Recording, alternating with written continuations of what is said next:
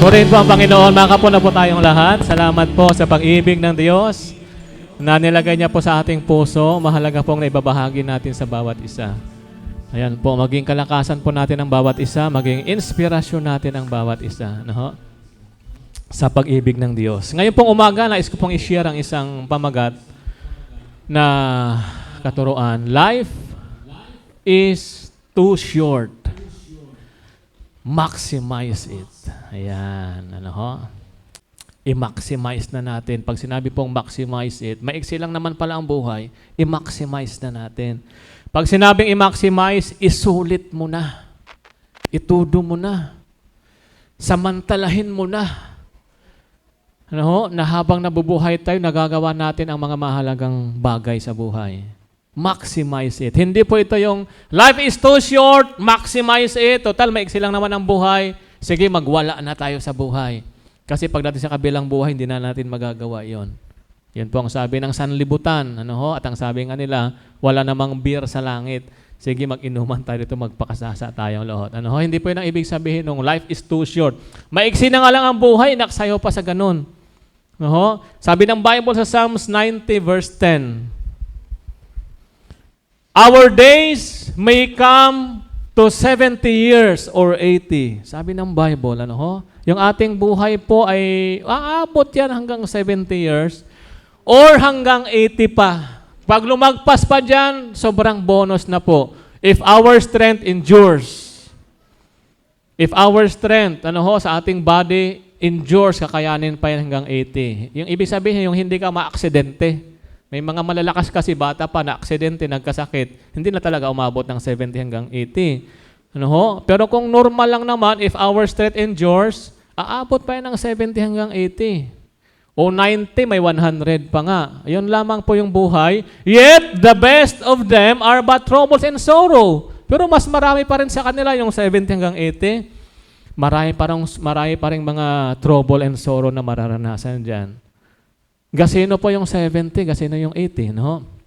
For they quickly pass and we fly away.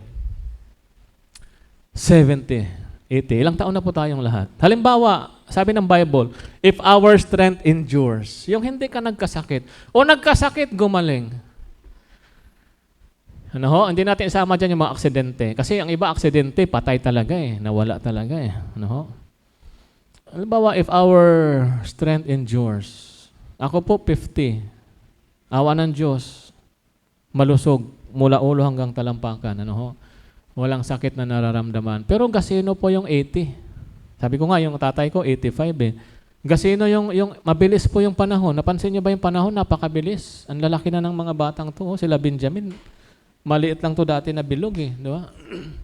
Ngayon, ang laki na mahaba na. Ang bilis ng panahon, di ba? Para life is too short. Maximize it.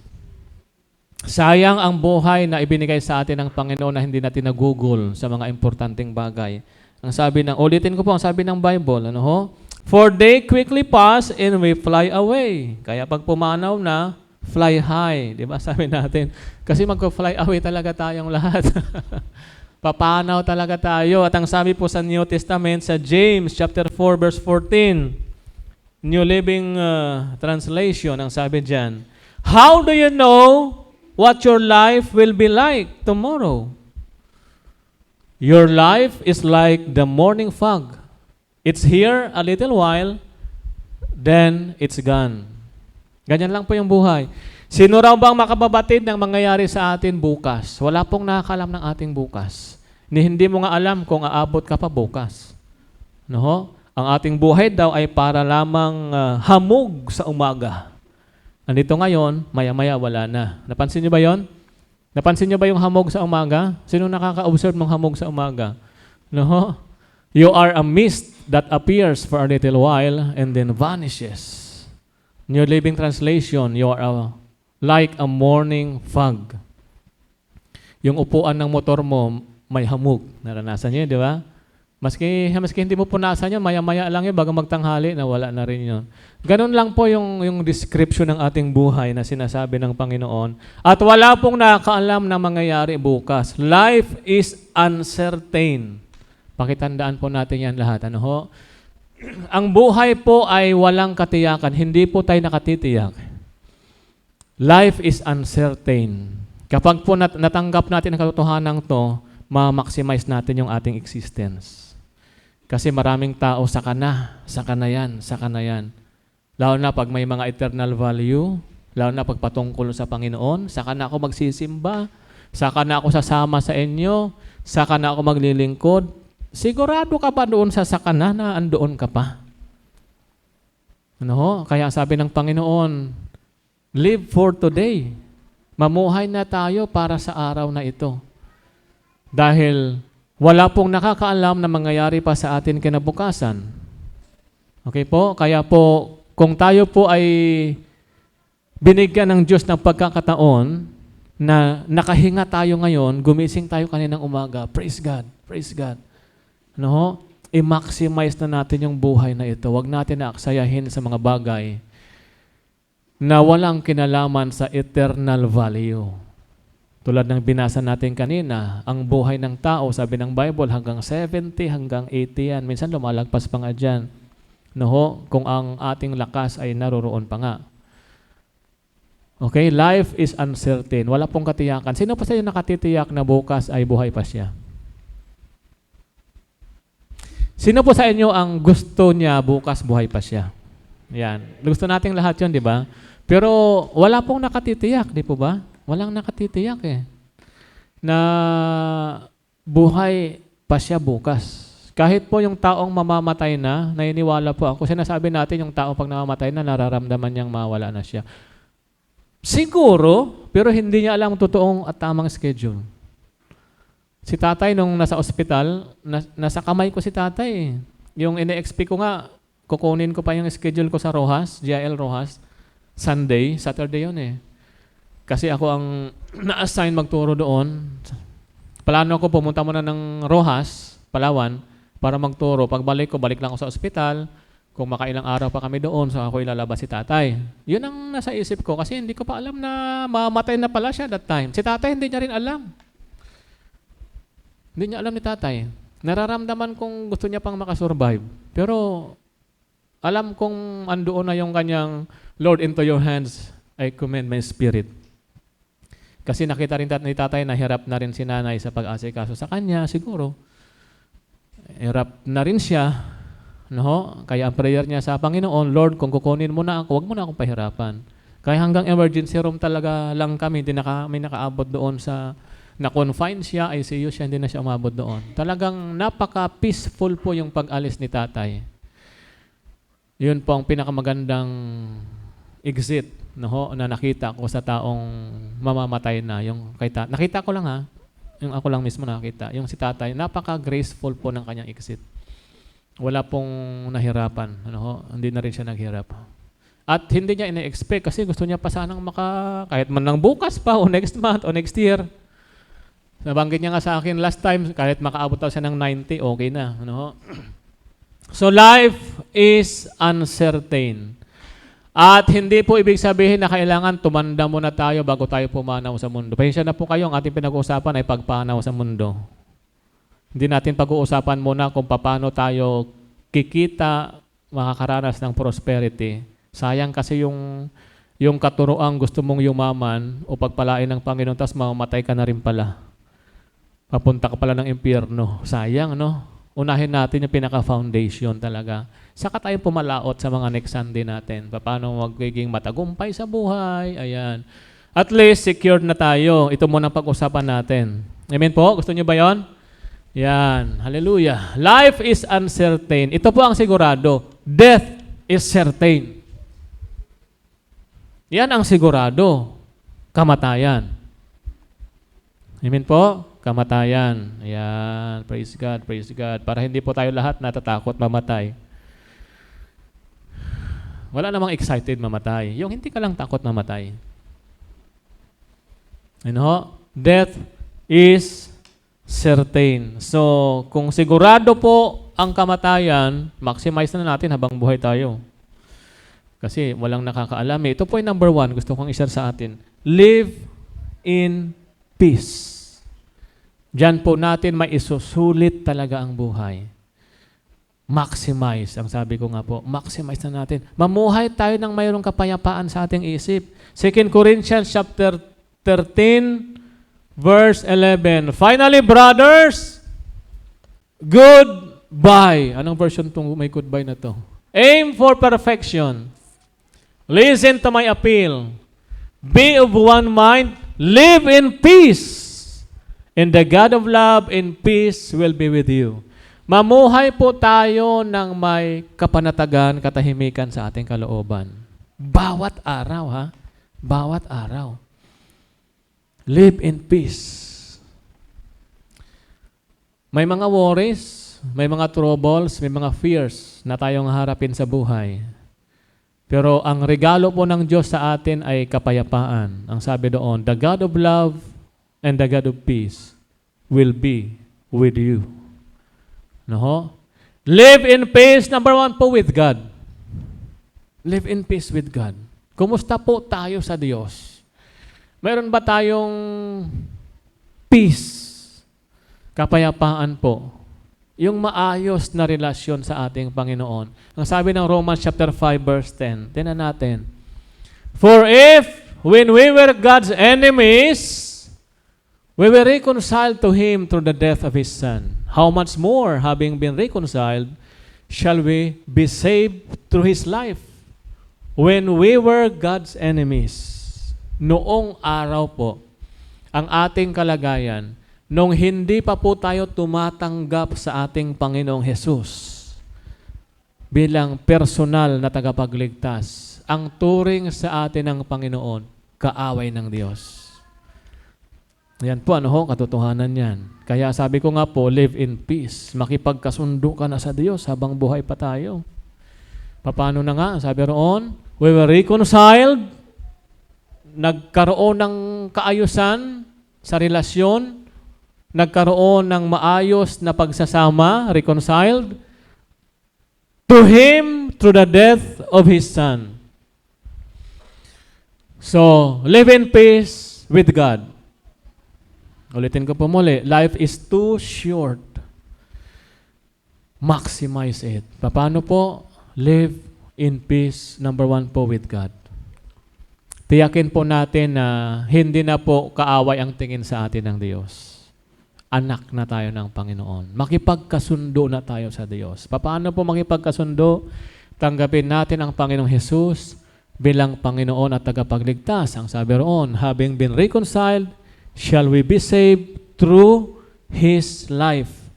Sa pamagitan po ng buhay ng ating Panginoon na hindi po siya nagdalawang isip na ibigay para sa atin. Okay na po yun. Wala pong pagsisihan na sa buhay. Kapag ang tao po'y tumanggap na sa ating Panginoong Hesus, sa tamang kapamaraanan, sa Bibliyang kapamaraanan, secured na po tayo sa ating next life. Sige, magnegosyo ka na, maghanap buhay ka na, magpamilya ka na, mag-aral ka na, magtrabaho ka na, makipag-socialize ka na. Nang naayon na sa kalooban ng ating Panginoon, of course. Ano ho? Pangalawa po, live in peace with others. Dalawa lang naman yan eh. Sinamarize ng Panginoon ang buong kautusan. Love the Lord your God with all your mind, with all your heart, with all your strength. Number 2, love your neighbor as yourself. Yun lang po. Buong ano na yun, buong kautusan. Sinamarize ng ating Panginoon. So meaning, kung tayo po'y nabubuhay sa mundong ito, live in peace with God and live in peace with others. Live in peace with others. Ano ho? Wala po tayong inaagrabyadong tao. Wala pong tayong taong pinagkakasalaan. Kung mayroon man, humingi na po tayo ng tawad. Huwag mo nang ipagpabukas. Hindi mo alam bukas. Babaunin mo yan sa eternity ang sama ng loob. Romans chapter 12, verse 18, ang sabi diyan, if it is possible, as far as it depends on you, live at peace with everyone. Live at peace with everyone. Meron ba kayong taong pinagkakasalaan pa? Sige nga, magmuni-muni nga tayo. Huwag nyo na pong patagalin yan. Saka ko na ito babatiin pag nagkita kami uli. Paano kung di na kayo magkita uli? Nauna ka, una-una siya. Una, walang talaga ng pagkataong makita kayo. Ano ho? O mayroon bang kayong taong nagkasala sa inyo? Kailan nyo siya patatawarin? Papatawarin ko lang siya pag lumapit sa akin at humingi ng tawad. Paano kung nawala ng pagkakataong lumapit siya sa iyo? Hindi ka na nagpatawad. And that is a sin. No? Kasalanan po ang hindi humingi ng tawad, kasalanan din po ang hindi nagpapatawad. Maiksi lang po ang buhay, patawarin na po natin yung mga taong nagkasala sa atin kahit gaano pa po kasakit, kabigat ang ginawa sa atin. Anyway, may Diyos naman na nakakasaksi na magbibigay po sa atin ng justice kung nakaranas po tayo ng injustice. No? Magpatawad na po tayo. Live in peace. Ang sarap mamuhay ng araw-araw. Payapa ang iyong isip. Yun po ang tunay na may tuturing nating kayamanan. Yung meron kang peace of mind. Sabi ko nga, live every day with gratitude. Yung araw-araw na nangyari sa buhay mo, meron kang pagpapasalamat sa Panginoon. Ano man po ang mangyari sa buhay natin. May mga bad seasons, bad times. Good seasons, good times. Learn, to give thanks unto the Lord. Sabi ng Bible, I will bless the Lord at all times. His praise shall continually be in my mouth. Sabi ni Haring David, I will bless the Lord at all times. Good times, bad times. Mga darkest moment, mga shining bright days, at all times. I will bless the Lord at all times. Masarap pong mamuhay na nagpapasalamat. Sabi ni Saint Paul, give thanks in all circumstances. Hindi tayo dapat nagiging mapagpasalamat lang sa mga bagay po na maganda at malusog. Nasa baba tayo, nasa ilalim, nasa piitan, nasa madilim, nasa masikip, nasa gipit. Pagpasalamat tayo, give thanks in all circumstances. Ang malaman lamang po natin na alam ng Diyos ang nangyayari sa atin. Okay na po yan? Wala na po dapat ikareklamo. Stop complaining. Alisin na po natin sa ating buhay yung mapagreklamo. Bakit ito nangyayari sa buhay namin? Bakit ganito lang? Bakit ito? Stop complaining. Pakisabi po sa katabi, stop complaining. Itigil na ang pagiging reklamador. Malungkot na tao yan, yung mapagreklamo. Malungkot yan. Pero yung tao mapagpasalamat, masayahin yan. Tapos may peace of mind. Wow! Masarap panahanan ng banal na espiritu yung ganong puso. Yung may peace. Kahit sino naman sa atin, wala namang titira sa bahay na marumi, magulo. Ang Diyos, lalayuan tayo kapag puro basura nilagay natin sa ating puso at isip. Okay po? Stop complaining. Stop worrying. Itigil na rin po yung kakaalala sa mga bagay-bagay. Magbasa po tayo ng Bible. Encouragement ko po sa ating lahat. Hinihikayat ko pong lahat. Magbasa ng Bible. Nasa Bible lahat ang mga supplements. Kung paano tayong hindi dapat nag-aalala. At sinasabi rin mismo ng Panginoon, huwag kang mag-aalala para sa iyong mga pangailangan. Matthew chapter 6. Kung ang mga ibon nga na lumilipad ay hindi nagtatanim, pero hindi sila pinababayaan ng Panginoon, pinakakain sila at pinoprovide ng kanilang pangailangan. Kayo pa kaya, sabi ni Jesus, higit kayo kaysa mga ibon. At sino sa inyo makakadaragdag ng kahit isang araw sa kanyang pag-aalala? Sabi ng Panginoon, wala. In fact, ang pag-aalala pa nga ang nagiging dahilan para mabawasan yung araw natin. yung hindi mo na-maximize yung araw mo sa kaalala. Wala naman nangyayari sa kaalala eh. Sino sa inyo nakaranas, nag-alala sa mga bagay na pinagkakaalalahanan mo at may solusyong nangyari? Wala po, di po ba? Na-paralyze ka lang. Hindi mo na-maximize tuloy ang 24 hours na regalo sa'yo ng Panginoon na dapat na-enjoy mo yon. Life is a gift to be enjoyed. At ang mga killers ng enjoyment na yan, complaining, worrying, kakaalala sa mga bagay-bagay. Kakaproblema po. Itong mundo na to, puro to problema. Si Kristo mismo ang nagsabi, inunahan na tayo ng Panginoon. In this world, you have many troubles. But take heart, I have overcome the world. Dumikit ka lang sa akin. Kahit may trouble ang mundong ito, mararanasan pa rin natin ang kapayapaan. Amen po? Sapagkat ang kapayapaang binibigay ko sa inyo ay hindi katulad ng kapayapaang binibigay ng sanlibutan, pansamantala. Palapakan natin sandali ang Panginoon dyan. Hallelujah. Dikit lang kay Kristo. Yun lang po para ma-enjoy na natin ang buhay. Hindi tayo paparalyze ng mga worrying na yan, mga problemas na yan sa buhay. At hindi po magkaroon ng puwang sa atin yung takot at pagko-complain. Problema po, naku, kung sa problema lang, kahit saan ka lumingon sa mundong ito, puro problema. At ang problema po ay nagiging problema lang kapag siya po ay pinoproblema. Amen po? Ulitin ko po muli. Pakitake note. Ang problema ay problema kapag pinoproblema. Tama? Kasi kung hindi mo siya poproblemahin, hindi naman siya problema eh. Tama po? Diyan tayo tumatanda tingnan. Naglalabasan yung mga kulugo sa ating mga mukha. Ano? Nagpo-produce ng mga acid sa ating mga ngalangala at mga sikmura. Ayan, nagkakasakit tayo. Ano ho?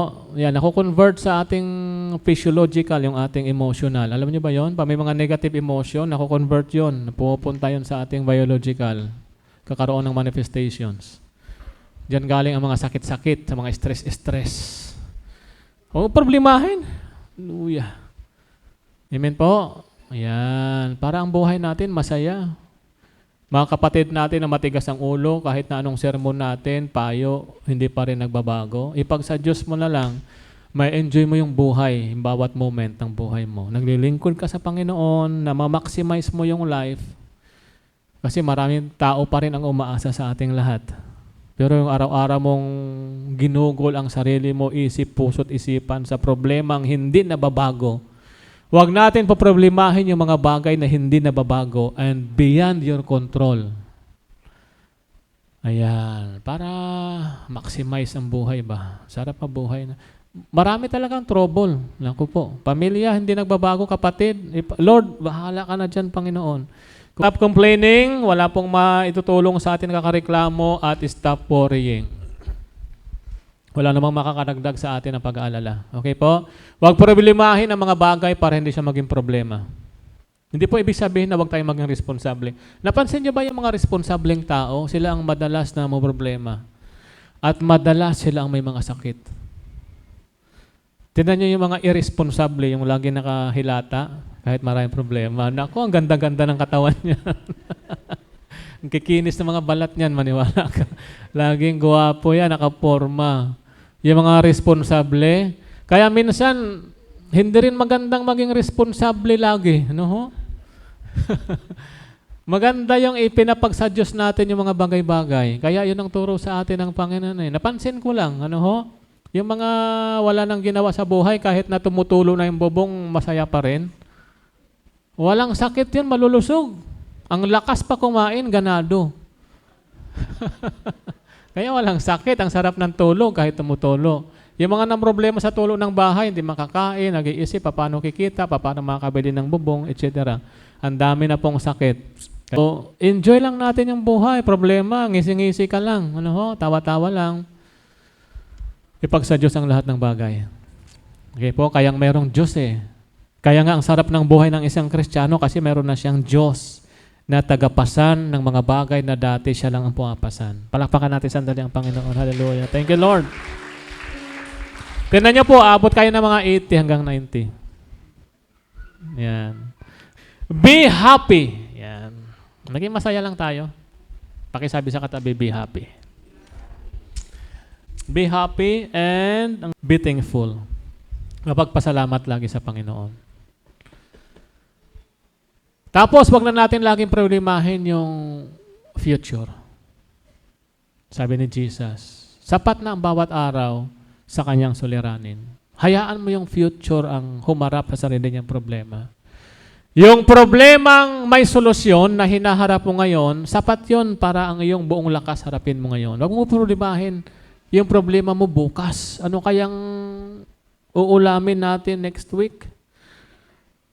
Diyos ko, Lord, next week pa yun. Bakit mo siya problema ngayon?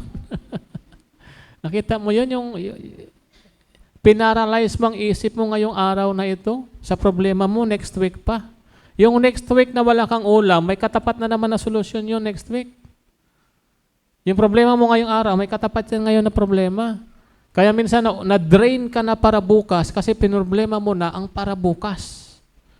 Sapat na yung capacity mo to carry the problem today sa iyong strength, para ngayong problema lang yan. Ngayong araw lang na ito. Amen po? Huwag natin problema paano kayang anak ko makaka-graduate, wala akong trabaho. Kinder pa lang yung anak mo, na problema ka na, paano siya ka-graduate ng college? Biro mo, ang haba-haba ng pinoblema mo. Pwede ba? Pambili muna ng Crayola ang problemahin mo ngayon. Sapat na yung bawat araw para ma-maximize natin yung buhay, ma-enjoy po natin lahat. Hayaan mo yung bukas. Sa mga may asawa, ang problema niyan, karamihan, pinag-aawayan, bukas. Pambayad, bukas. Bibilihin, bukas. Bahay, bukas. Okay po? Babayaran, bukas. Puro bukas yan. Tapos, kung hindi future, past. Ito ka kasi ngayon. Ito ka kasi dati. Yan ang sinasabi ko eh. Yan. Napansin niyo ba yon? Yung moment, yung present, hindi na na-enjoy. Ninakaw ng future tsaka past. Okay? Live in a moment para ma-enjoy natin. Live in peace. Sarap naman ang buhay ng isang Kristiyano, no? Na buhay tayo na mapayapa. Yan lang po yung mga tips. Ilan sa mga tips na dapat nating dandaan. Number 2, redeem the time. Ephesians chapter 5, verse 14 to 16. Redeem. Tubusin natin. Samantalahin natin. Kunin natin uli. Yan ang ibig sabihin ng time, ng redeem. This is why it is said, wake up, O sleeper. Rise from the dead, and Christ will shine on you. Next verse, 15. Be careful then how you live, not as unwise, but as wise. Next verse. Making the most of every opportunity because the days are evil. Making the most of every opportunity. Redeem the time. Sabi sa isang translation, for the time is evil po. Samantalahin na po natin ang bawat panahon sapagkat sumasama na po ang panahon. Redeem the time. Mabuhay tayo bilang isang taong matalino. Okay po? Sabi ng ating text kanina, 70 hanggang 80 lang. Sa verse 10, doon sa verse 12, ang sabi ron, Lord, teach us to number our days, that we may gain a heart of wisdom. Panginoon, turuan niyo po kaming samantalahin ang bawat araw na lumilipas sa buhay namin. Para mamuhay kami ng may pagiging matalino, that we may gain a heart of wisdom. Yan po ang sabi diyan, making the most of every opportunity. Redeem the time. Huwag po natin na aksayahin ang ating oras sa mga bagay na wala namang kabuluhan. Sabi ko nga po, sa halip, sisira pa nga ng ating buhay. Tama na po, sayang. Ito, buhay pa tayo. Pwede pa tayong bumawi. Make the most of every opportunity. Redeem the time. Sabi ko nga po, magpatawad sa mga taong nagkasala sa inyo. That is how you redeem the time. Hindi lamang po yung redeem the time, make the most of every opportunity, paano kang magtatapos ng pag-aaral, paano kang kikita. More than that, yung mayroong eternal value. Love. Number 1 yan. Mahalin natin yung mga taong nangailangan ng pagmamahal at ng ating tulong at ng ating atensyon. Okay po? Especially po yung mga poor in spirit. Nangailangan po yan ng ating kalinga. Make the most of every opportunity. May mga tao pong dumadaan sa buhay natin na lagpasan talaga natin. Hindi man lang natin na-invite sa church o na-share sa kanya ang gospel. Hindi man lang natin na ibahagi sa Kanya ang pag-ibig ng Diyos. Tapos hindi na kayo nagkita uli. Sayang. Minsan, nabalitaan mo, nawala na siya, namatay. Sayang, yung pagkakataon na dapat na bahagi mo sa Kanya ang pag-ibig ng Diyos. Love people. Love people. Love your parents. Number 1 po yan, make the most of every opportunity. Ako po, nakabawi na ako sa magulang ko eh. Maraming pagkataon talagang nasaktan ko ang magulang ko. Yung mga season na yan, mabuti na lang po, buhay pa sila. Nakabawi talaga ako. Naipadama ko yung love na yan sa aking parents. Mga anak, iginigit ko sa inyong lahat. Mahalagang mahalin po ang magulang. Nagpapahaba din ng buhay yon. Sabi ng Bible, love your parents, love your mother and father. Sabi ng Bible, from that, giginhawa ka. Giginhawa, kung gusto mong guminhawa. At haba ang iyong buhay. Make the most of every opportunity. Bumawi po sa mga magulang po, pagsilbihan ang magulang, mahalin ang magulang, sa mga kapatid, mahalin ang kapatid. Love. Forgive. Patawad. Wag na po magkaroon ng hinanakit sa bawat isa. Tsaka hindi rin po nakakatulong yun sa atin yung meron tayong hinanakit sa ating kapwa. Okay? And serve. Lingkod tayo. Love, forgive, serve. Maglingkod po tayo sa ating Panginoon. Kung hindi ka maglilingkod ngayon, kailan ka maglilingkod? Saka na ako maglilingkod pag maayos ng buhay ko. No, wrong. Maglingkod ka, Diyos ang aayos ng buhay mo. Palakpakan natin sandali ang Panginoon. Okay po? Love, forgive, serve. Lingkod tayo sa Panginoon po. Itong church, nag-o-offer po ng paglilingkod sa bawat isa sa atin. Multi-ministry tayong lahat. In fact, nagbukas na nga tayo ng mga gawain sa mga barangay. Para pong lahat sa atin magkaroon ng pagkakataong makapaglingkod, maging kabahagi. Ngayon po, ongoing yung ating church building sa JL Dicalatsao. Salamat po sa mga naging kabahagi. Part yun ng ating service. Hindi man tayo nag-share ng ganitong ginagawa ko, at least yung ating pagbibigay para may tayo ang simbahan ng Panginoon. Naging kabahagi na rin po tayo ng pagbabahagi ng salita ng Panginoon. Dahil yun naman po ang layunin kung bakit may church na itinatayo. Para maibahagi po yung love and salvation ng ating Panginoon, yung forgiveness ng Panginoon sa atin, tsaka yung paglilingkod natin sa Panginoon. I-promote natin yung salvation, yung pag-ibig ng Diyos. Salamat po sa mga naging kabahagi. We cannot outgive God. Hindi po tayo lulugiin ng Diyos. Kasama po kayo sa panalangin. Mayroon po sa inyong nanalangin, tayong lahat. Pinapanalangin tayo ng church. Lahat po, special prayer po ito. Doon sa naging kabahagi po doon sa ating 100 boxes na slots, na binigay po sa ating pagkakataon para po magkaroon tayo ng seed offering. Kabahagi po tayo doon sa tinatayo pong project po ng ating Panginoon sa Coron. Salamat po sa naging kabahagi. Serve the Lord. Okay po, ito po last. Prepare for the next life. Ayan po. Na-share ko to sa ilang leaders, Prepare for the next life. Life is too short. Napakaikli ng buhay. Maximize it. Live in peace. Yung panatagang isip. Redeem the time. Pag may pagkakataon, share. Pag may pagkakataon, invite. Pagkakataon, serve. At may pagkakataon naman talagang binibigay ang Panginoon sa bawat araw. Mahalin ang dapat mahalin. Tulungan ang nangailangan ng tulong. Iabot ang kamay sa mga nangailangan, huwag silang pabayaan. Sayang kasi pag lumagpas ang pagkakataon, nawalan tayo ng pagkakataong makatulong, magmahal. Ito po, prepare for the next life. Salamat, buhay pa tayo. May chance pang magkumpisal sa Diyos.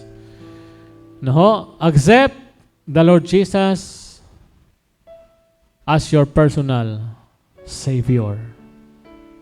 Sa mga nanonood po online, kung wala pa tayong personal na relasyon sa Diyos, maaaring kilala natin ang Panginoon academically.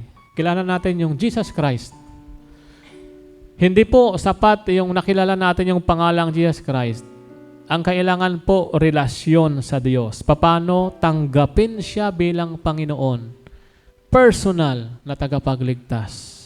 At ito po ay individual accountability. Kaya mapalad po tayo kung may mga taong hinihikayat tayo sa Panginoon. Kasi kung totoosin, yung naghikayat sa atin, saved na siya eh. Kailangan niya lang at gusto niyang makitang save ka rin. Ano? Pasalamatan natin yung mga nag-invite sa atin at hindi napagod sa pag-aalaga sa atin, sa pangungulit sa atin. Accept Jesus Christ as your personal Savior. Habang buhay pa tayo, wala pong nawala. Walang nawala sa atin. Tanggapin mo lang ang Panginoon bilang tagapagligtas. Hindi po relihiyon ang magliligtas. Hindi rin po paggawa ng mabuti.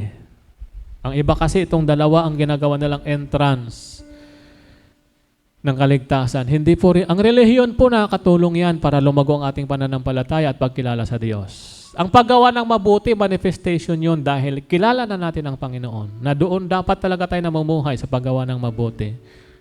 No, pero ang pinaka-entry point sa kaligtasan, yung sinabi ng Panginoon, John chapter 14 verse 6, I am the way, the truth, and the life, sabi ni Jesus. No one comes to the Father except by me. Walang makaparoroon sa Ama, walang makapasok sa langit, walang maliligtas kung hindi sa pamamagitan ko, ang sabi ng Panginoon. No? Prepared for the next life. Diyan natin ma-maximize ang buhay. Maiksi lang ang buhay eh. Ginastos mo pa sa mga worldly things. Ginastos mo pa sa mga worldliness. Number 2 po, live a sanctified life. Mabuhay po tayo ng may malinis na puso. Pagsikapan po natin yan at magagawa natin yan sa pamamagitan po at tulong po ng ating Panginoon. Maraming struggle sa mundong ito. Babatuhin tayo ng maraming putik ng sanlibutan ng kasalanan. But anytime, pwede rin tayo maging malinis sapagkat tapat ang Diyos sa kanyang pangako. 1 John chapter 1 verse 9. If you confess your sin, He is faithful and just to forgive you and cleanse you from all unrighteousness, na pwede natin i-apply anytime. Kapag hindi po tayo nakaiwas sa kasalanan, nahulog talaga tayo para tayo ay magkaroon ng dahilang bumangon at magpatuloy muli. Salamat sa Panginoon. Palakpakan natin ang Panginoon. Thank you, Jesus. Salamat sa kanyang pangako, sa kapangyarihan po ng kanyang dugo. Kahit may battle tayo ng kasalanan sa mundong ito, struggles, may panapat ang Diyos, ang kanyang dugo. Apply the blood of Jesus, ask for forgiveness. Every time, habang po tayo nakikibaka sa mundong ito, live a sanctified life. Huwag na po tayo mamumuhay sa kasalanan. Okay na dapa, okay nagkasala, bangon diretso. Live a sanctified life. Huwag yung nadapa, nagkasala, lumangoy ka na sa kasalanan, namuhay ka na. No. Live a sanctified life. Maximize your life. Kasi kung dyan ka inabutan ng yung pagkamatay, tapos na. Madadali tayo sa eternity. Samantalang sapat ang binigay ng Panginoon, yung cross, para tayong lahat ay mamuhay ng matuwid at kaaya-aya sa harapan ng ating Panginoon. Do not compromise. Prepare for the next life. Do not compromise. Ngayong month, ang ating tema ay Faith Uncompromising Generation. Yan. Isang generation ang ating pinopromote ngayon, nakasama na tayo sa generation na ito, na dapat mayroon siyang pananampalatayang hindi ikinukompromiso sa kabila ng mga alok ng sanlibutan, sa kabila ng mga pangangailangan. Uncompromising faith. Parang si Daniel, si Shadrach, Meshach, Abednego. May mga inaalok na promotion, good life, kapalit ng pagsamba sa Diyos-Diyosan. No. Sabi ni Daniel, hindi ako aalis sa Panginoon, mananatili ako sa Panginoon. Tinapon sila sa lion's den, kulungan ng mga leon, si Daniel, hindi siya nagbago. Tinapon ang tatlo, Shadrach, Meshach, Abednego sa malaking pugon ng apoy, hindi sila nagbago. Isang magandang larawan po ng uncompromising faith. No? Huwag po natin ibebenta o ipagpapalit yung ating pananampalataya o ating pagiging Kristiyano sa mga bagay po na panandalian lang sa mundong ito na magbibigay sa atin ng kasiyahang panandalian na ihuhulog tayo sa kasalanan. Okay po? Plus, kung inaalokan tayo ng mundo ng promotion o ng mga bagay na sa tingin natin ay opportunity, pero kung susuriin natin, inilalayo tayo sa Diyos. Big no-no. Ano ho? Pag po natin uuuhan. Okay? May mga bagay lang dapat na inuuhan. Ito po, bring your family to Christ. Habang buhay tayo, make the most of every opportunity. You are preparing for your next life. You prepare for eternity. Bring your family to Christ. Yan po ang pinakamalapit na pagmimisyonan natin. Dalhin natin ang ating pamilya sa ating Panginoon. Ipanalangin po sila. Kung hindi pa sila sumasama ngayon, pagtiyagaan po natin, ipanalangin natin. Sabi nga noon, mayroong kapangyarihan sa panalangin. There is power in prayer.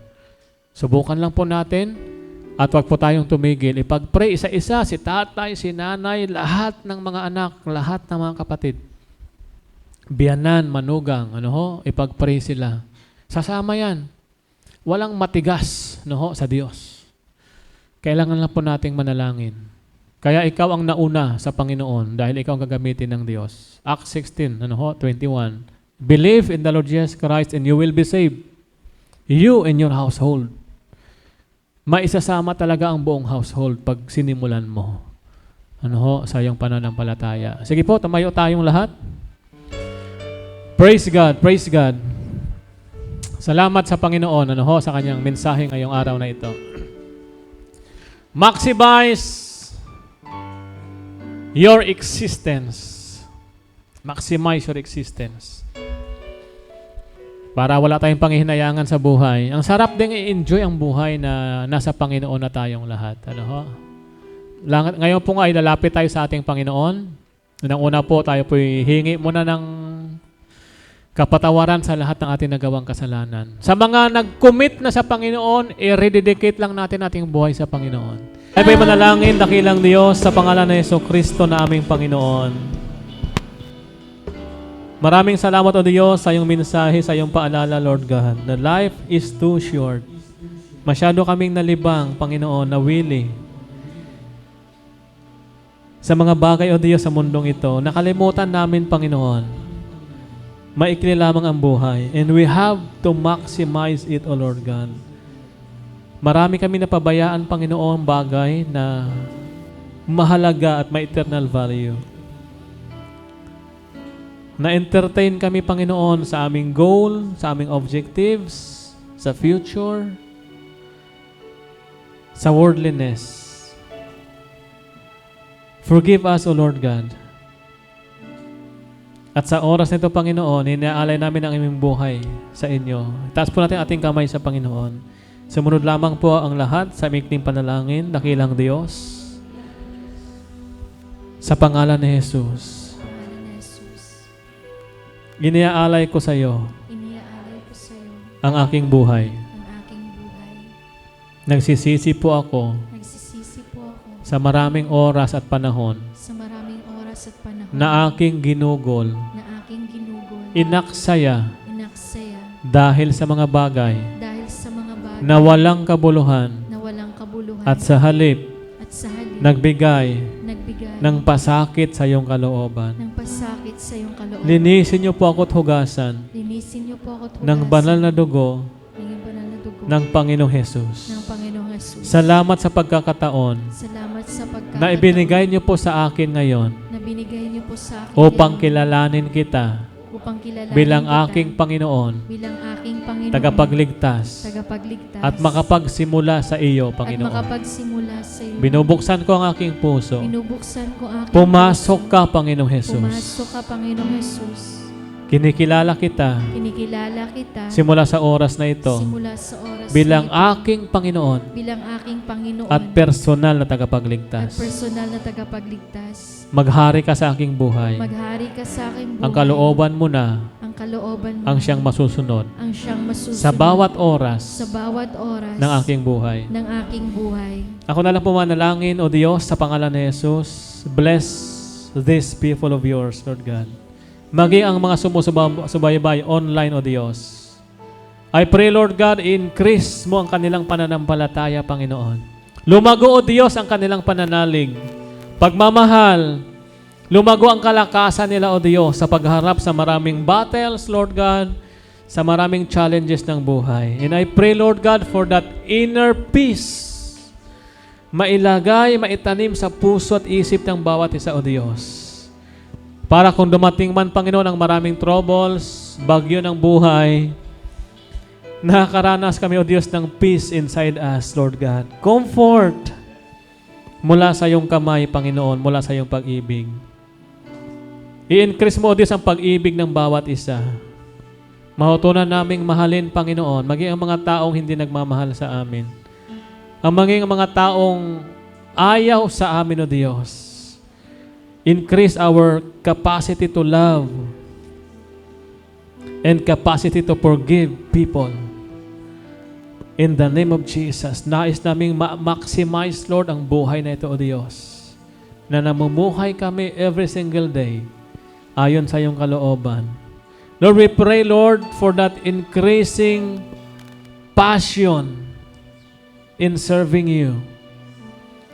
Sa mga nanghihina at nalulupaypay, Panginoon, ng lalamig, i-increase mo, O Diyos, ang init, Lord, ng pag-ibig namin sa iyo. Maging masigasig kaming muli sa paglilingkod sa iyo, O Diyos. Restore unto us, Lord, the joy of Thy salvation. Ma-remember namin, Panginoon, ang aming first love sa iyo. Alalahanin namin, O Diyos, kung paano kaming nagsimula sa iyo, Panginoon. At inaalala rin namin, Panginoon, ang mga panahon na hindi mo po kami pinabayaan. Inaalala namin, O Diyos, sa mga panahong nagkasakit kami, pinagaling mo kami, O Diyos. Nalungkot, Ikaw ang nag-comfort. Nang hina, Ikaw ang nagbigay ng kalakasan. Cause us all, Father, to remember our first love sa iyo, O Diyos. In the name of Jesus. Lumago, Panginoon, ang aming intimate relationship with you, Lord God. Upang wag masayang, Panginoon, ang aming paglilingkod, ang aming existence. Mahalin namin ang aming buong pamilya, O Diyos. Hallelujah.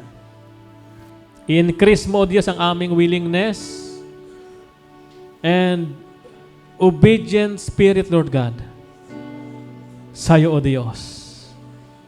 Gawin naming sagrado, Panginoon, ang ministry na pinagkatiwala niyo po sa amin. Bless the works of our hands. Lahat, Panginoon, na naghahanap buhay, O Diyos. Pagpalain mo po ang kanilang mga kamay, ang kanilang hanap buhay, sa trabaho, sa negosyo.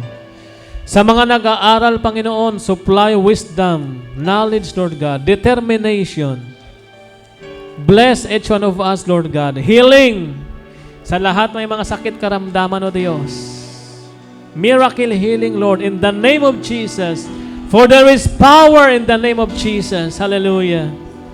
Lord, we pray for that protection. Walang isa man Diyos sa amin, kasama ng aming mga mahal sa buhay, O Diyos, ang mapapahamak, madidisgrasya, o haharap sa anumang aksidente at trahedya, Panginoon. Sa pangalan ni Jesus, balutan mo ng dugo ni Jesus ang lahat ng membro ng aming pamilya, kasama ng aming buong bahay. Balutan mo ng dugo ni Jesus ang aming mga ari-arian, kabuhayan, O Diyos.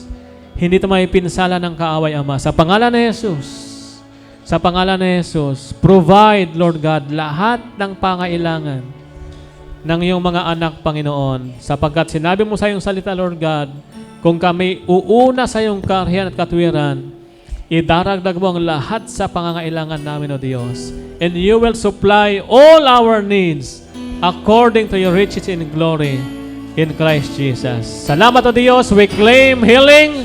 We claim provision. We claim victory. We claim peace, Lord God. And we give you all the glory and honor in Jesus' mighty name. Amen and amen. Amen. Hallelujah.